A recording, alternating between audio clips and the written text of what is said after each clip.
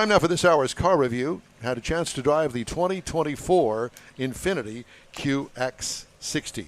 I have to tell you right up front, this is probably one of my favorite SUVs, luxury SUVs on the market today.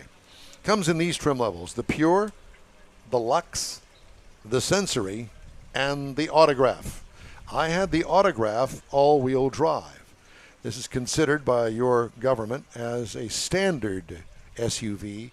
What exactly does that mean, a standard SUV? Well, that's another one of those government terms. Yeah. Well, they all have to have the same things. No, they don't. No? No. Makes no sense, because there's also the Suburban is classified as a standard SUV. This is not a body-on-frame vehicle. So they don't really designate that in this classification. It's like, what? Like you said, it's a government term. It's your government at work. What we like to refer to as a midsize SUV. Yes, it does have 3 rows. They did cram a 3rd row in there. Seats 2 people back there if you can get back there. So it seats a total of 7 people. It was completely redesigned in 2022, so it's in its 3rd year of reorganization, if you will, the QX60. One of the best-looking mid-size 3-row SUVs on the market.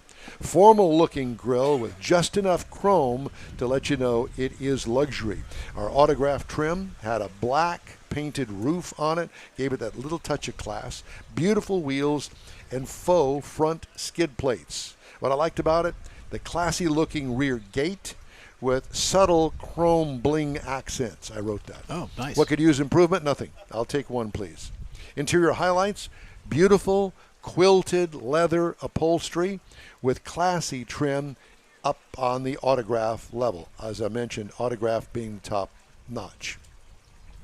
Limousine-style window shades on the rear glass, full-length sunroof, well-laid-out dash, easy-to-use infotainment system. What can go wrong here? Nothing. Clamshell center console, so the doors open clamshell style.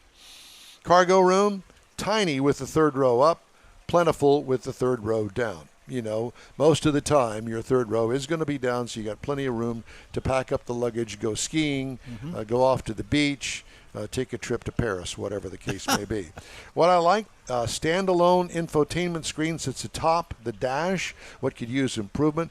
The quilting on the top of the dash that's underneath the screen, it just kind of takes it over the top a little bit too much for my taste. Maybe somebody in Japan figured that this would be a good look. Good for you. That's not my cup of tea, but it does not detract me from the beauty of the car. 3.5-liter V6 engine puts out 295 horsepower and 270 pound-feet of torque through a 9-speed automatic transmission in all-wheel drive.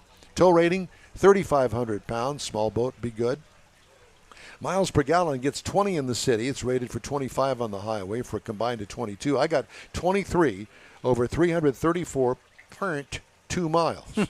What I liked about it, the well-matched power-to-weight ratio and its capability. Multiple levels of capability, not only for the ride and the luxury inside, but the look of the entire thing. I liked it, yeah. 100% improved, thumbs up for me. Ride and handling, what I liked about its smoothness on the highway. What could use improvement? I would like to see adjustability on the suspension. In other words, an air ride suspension. We could raise it up, bring it down on the ground. Yeah.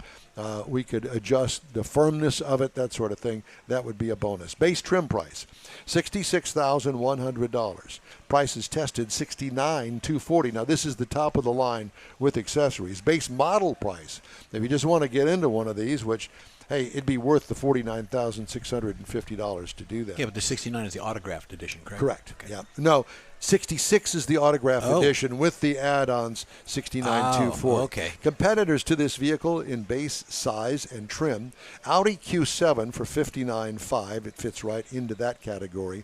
Now, you're going to say, wait a minute, Don, the Kia Telluride is not a luxury SUV. Well, that's going to be your opinion.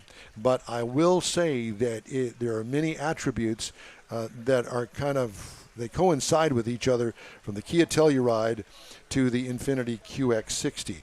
but the price on the Kia Telluride is $35,990. Hello, big difference. I would definitely take a look at that Kia Telluride. Also, the Cadillac XT5. Now you're talking. $43,895, but it only has 2 rows. And that's a base. Yeah. Yeah, that's the base.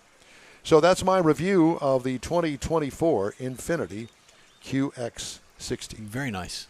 I liked it. It was very nice. I liked it. Yeah. I particularly liked the outside of it, and I liked the color.